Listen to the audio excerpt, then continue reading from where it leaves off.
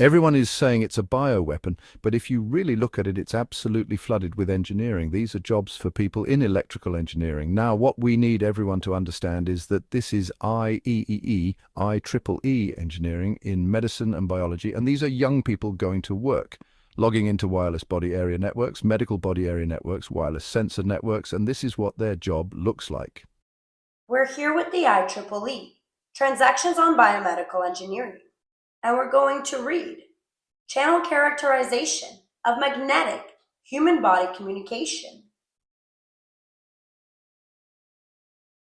The wireless connections between wearable devices, which allow them to interact with each other or to communicate sense data, are established via body area networks. However, the commonly used far-field radio frequency protocols operating at sub-6 GHz, such as Bluetooth, are extremely inefficient and unstable due to significant loss and reflection of the energy flux on the body surface. As a result, the radio system usually takes a large proportion of the power consumption and becomes a bottleneck of achievable battery life. To address this, we propose the magnetic human body communication approach that adopts magnetic dominant near field coupling with resonant coils. A radiating near field coupling model and numerical simulations are presented to show that the proposed method offers low path loss across the body and exhibits extra robustness to antenna misalignment compared to far-field radio frequency schemes. To overcome the pitfalls in conventional vector network analyzer-based measurement configurations, we propose a standardized setup applied to broadband channel loss measurement with portable instruments. Two types of PCB coils designed for large devices, such as smartphones, and small devices, such as earbuds, respectively, are built and measured. The magnetic human body communication link for the ear-to-ear, non-line of sight path measures up to negative 23.1 decibels and negative 31.2 decibels with large and small coils, respectively, which is 50 decibels, 100,000 times more efficient than conventional Bluetooth channels, utilizing antennas of similar sizes. Ear-to-pocket and pocket-to-pocket channels also show at least 16 decibel higher transmission than Bluetooth. We conclude that for coils with dimensions of several centimeters, working between 100 MHz and 200 MHz minimizes the channel loss while providing a bandwidth above 1 MHz. The extremely high efficiency of the magnetic human body communication method offers a solution to the energy problem for miniaturized wearables and potentially leads to new wearable device designs. Let's scroll up and look at the image. What do you see here? The measuring electrical frequencies and signals of your body because your body is now connected to the internet. Now let's go over here and read.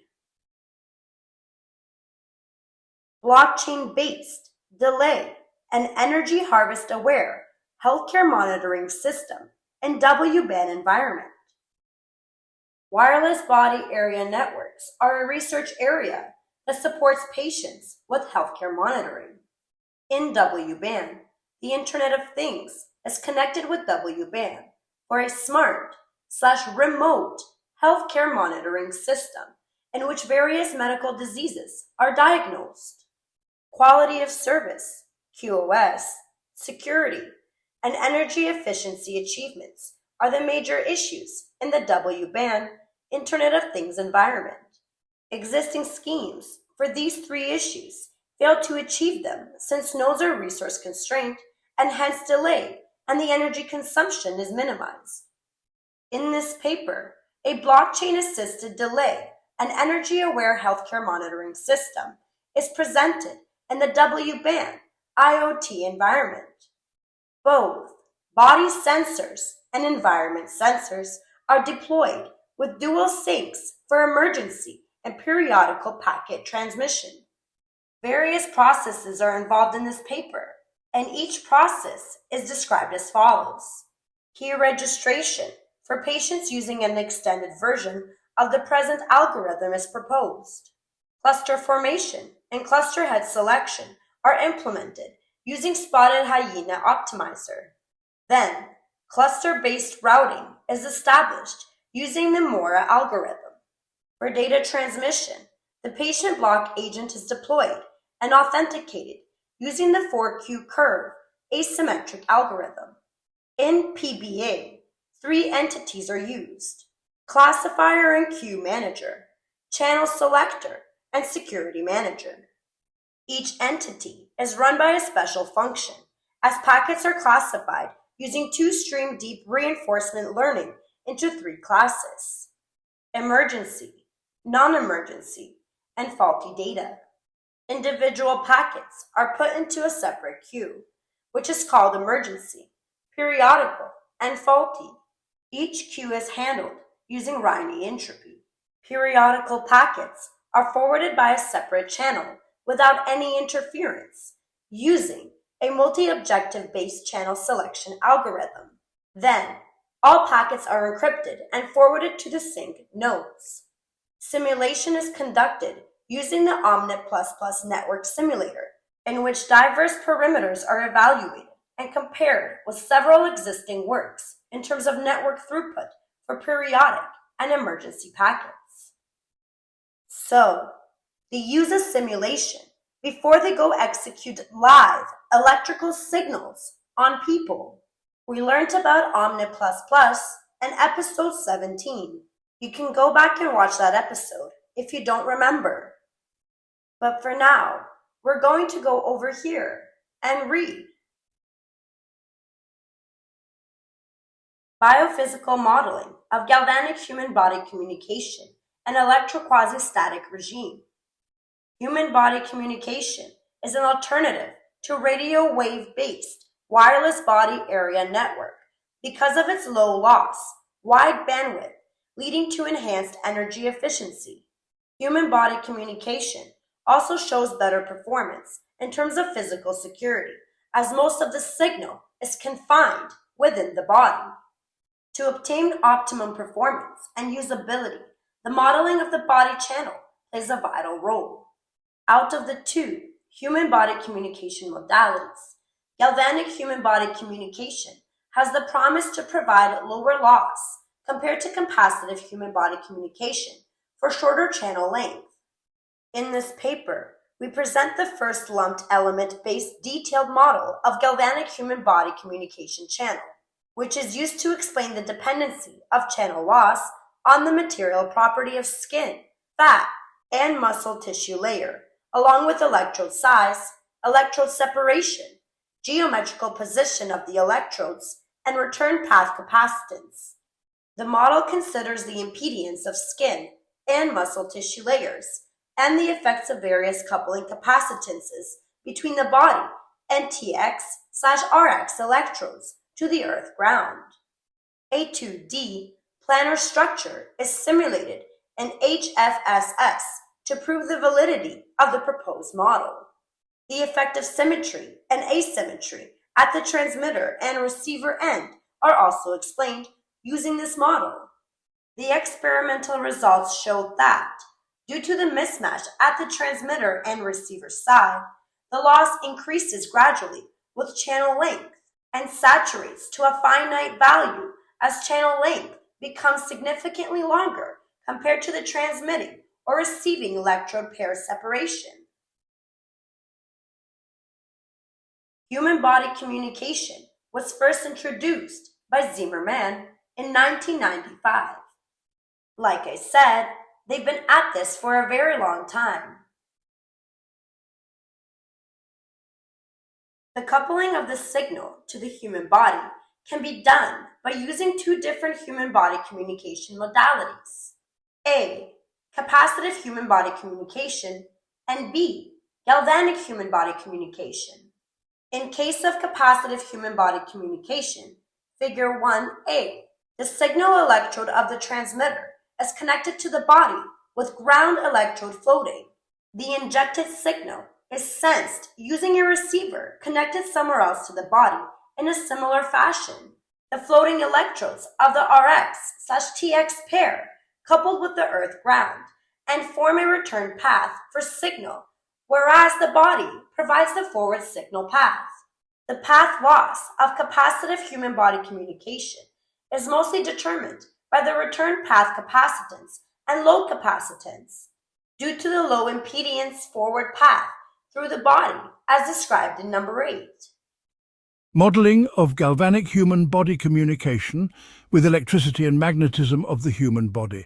They are routing the nanotechnology through us, taking our biometric data in the form of biosignals, and then they are communicating that back to themselves, and then they are electronically changing the molecular signals in our bodies. We're here with MDPI journals, and we're going to read Human Body as a Signal Transition Medium for Body-Coupled Communication, Galvanic Mode Models. Signal propagation models play a fundamental role in radio frequency communication research. However, emerging communication methods, such as body-coupled communication, require the creation of new models. In this paper, we introduce the mathematical models that approximate the human body as an electrical circuit, as well as linear regression and random forest-based predictive models that infer the expected signal loss from its frequency, measurement point locations, and body perimeters. Forest-based predictive models. This would be your bioelectric magnetic algorithms. Simply using your body with weak capacitive coupling or strong signal forward path.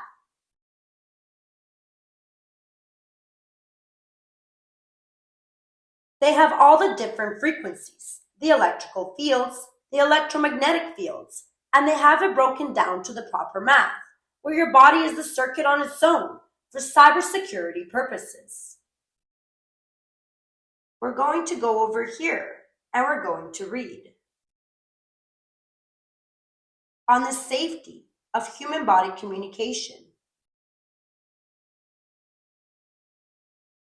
Human body communication utilizes the human body as a communication medium between devices on and around the body. The increased energy efficiency and enhanced physical security due to signal confinement makes human body communication a promising alternative to radio wave-based communication like Bluetooth. However, human body communication requires tiny amounts of electrical signals to be sent through the body. This calls for a thorough analysis of the safety aspect of human body communication. This paper provides a safety analysis of the two most important modalities of human body communication, namely capacitive and galvanic human body communication, for the first time. Circuit and finite element method-based simulations are carried out to determine the current density, electric field, magnetic field intensities from human body communication at different frequencies and compare it to the established ICNIRP, IEEE, and IOSH safety standards. Simulation results show that capacitive human body communication operates at least at an order of magnitude lower current or field density compared to the safety limits, anywhere on the body for a wide range of frequency, from 10 kHz to 1 GHz. However, galvanic human body communication can result in field intensities higher than the safety limit, close to point of excitation, at certain frequencies. A study is carried out among a set of 7 subjects to determine the effect of capacitive human body communication on vital parameters such as mean arterial pressure, respiration rate, peripheral capillary oxygen saturation, and temperature. Measurements carried out multiple times over the duration of a month shows no statistically significant change in any of the vital parameters of the subjects while wearing a human body communication enables device compared to baseline measurements without any device, supporting the results of the simulation study. Now we're going to go over here and read this next article. Connecting in-body nanocommunication with body area networks, challenges and opportunities of the Internet of Nano Things. Nanocommunication is considered to become a major building block for many novel applications in the healthcare and fitness sector. Given the recent developments in the scope of nanomachinery, coordination and control of these devices becomes a critical challenge to be solved. In body nanocommunication, based on either molecular, acoustic, or radio frequency radio communication in the terahertz band, supports the exchange of messages between these in-body devices. Yet, the control and communication with external units is not yet fully understood. In this paper, we investigate the challenges and opportunities of connecting body area networks and other external gateways with in-body nano devices, paving the road towards a more scalable and efficient Internet of Nano Things systems. We derive a novel network architecture supporting the resulting requirements and, most importantly, investigate options for the simulation-based performance evaluation of such novel concepts.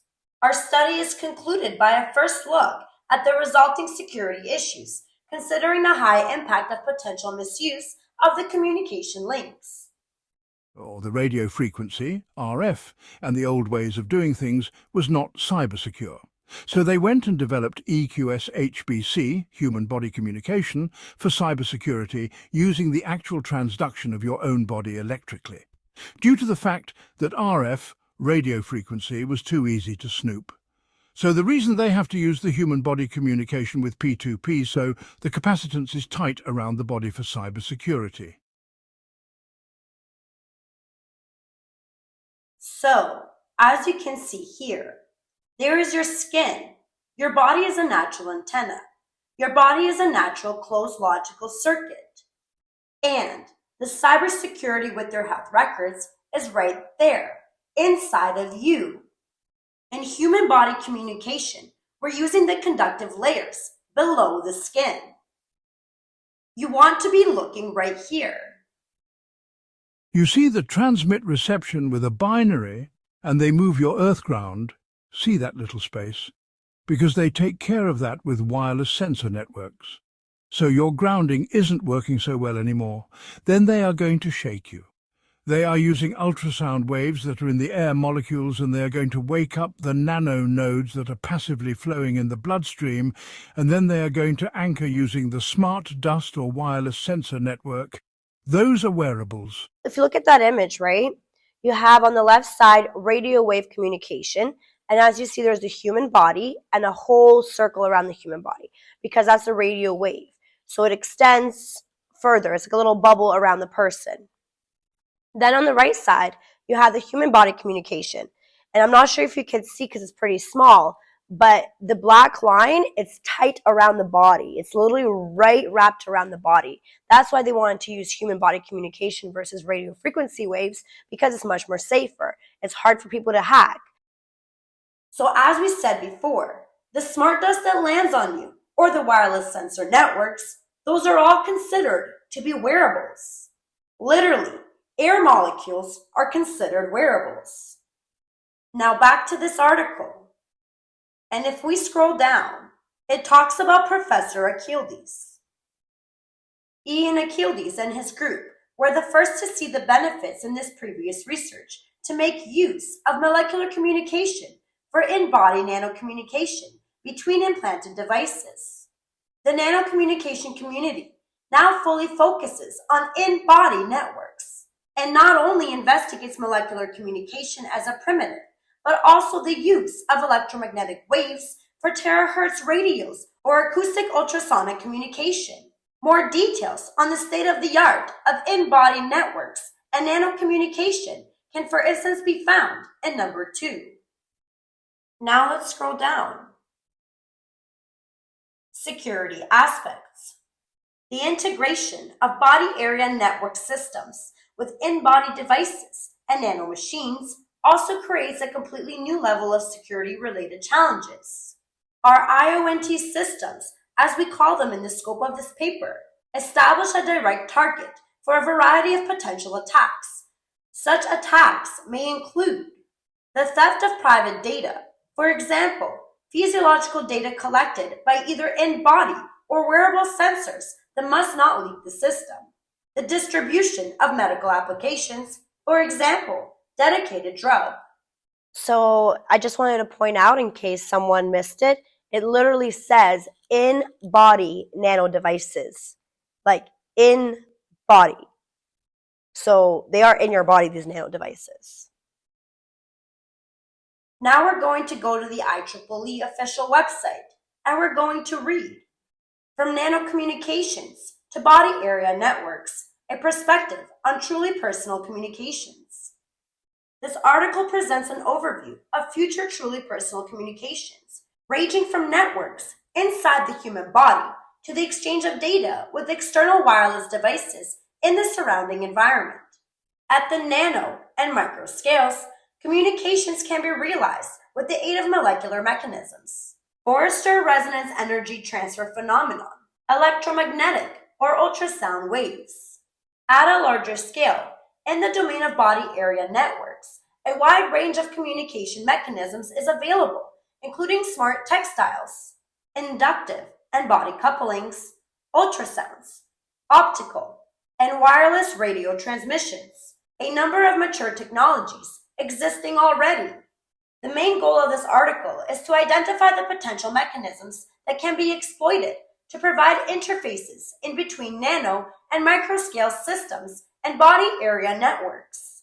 These interfaces have to bridge the existing gap between the two worlds in order to allow for truly personal communication systems to become a reality. The extraordinary applications of such systems are also discussed, as they are strong drivers of the research in this area. I will leave the links in the description for those who want to keep reading, but for now, we're going to go over here and look at this image. So, a receiver, a transmitter, and you, they know exactly what they are doing. They took the human body part that's responsible for 80% of the immune system and turned it into human body communication as the communication medium. Do you remember this article?